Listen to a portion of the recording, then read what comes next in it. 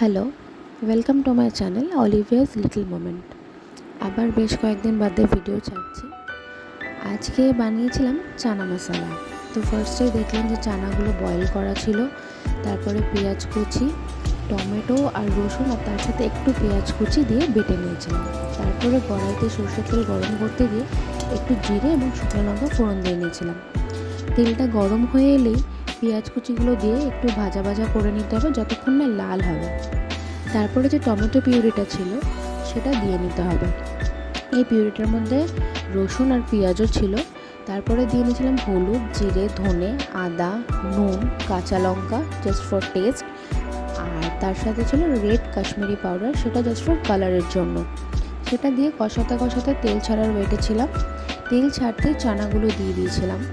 তার সাথে একটু দিয়ে দিয়েছিলাম পনিরও। এটা একটু অন্যরকমভাবে করা আছে, আপনারা ট্রাই করতে পারেন, খুব ভালো লাগবে খেতে, আর সত্যি বলতে খুব ভালোও হয়েছিল।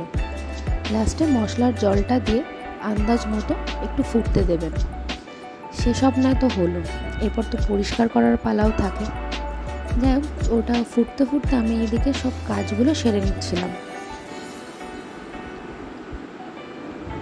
একটু নাড়াচাড়া মাঝে মাঝে করে দিয়েছিলাম যাতে একটু নিচে লেগে না যায়, কারণ নিচে লেগে গেলে পোড়া পোড়া হয়ে যাবে।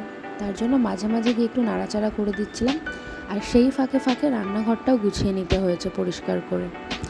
বাই দ্য ওয়ে, সবটা তো শেয়ার করেই দিলাম, কিন্তু ওয়েটে থাকবো আপনারা কমেন্ট করবেন, শেয়ার করবেন এবং লাইক করবেন, আর তার সাথে সাবস্ক্রাইবও করবেন।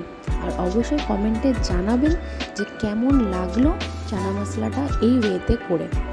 আপনি রুটির সাথে সার্ভ করতে পারেন কিংবা পরোটার সাথে। আমি যদিও এবার রুটির সাথে দিয়ে খেয়েছিলাম, অ্যান্ড দ্যাটস টু গুড। নিজের রান্না বলে বলছি না, বাট সত্যি খুব ভালো হয়েছিল খেতে। আপনারাও ট্রাই করে দেখতে পারেন কীরকম হয়েছে। Thanks for watching.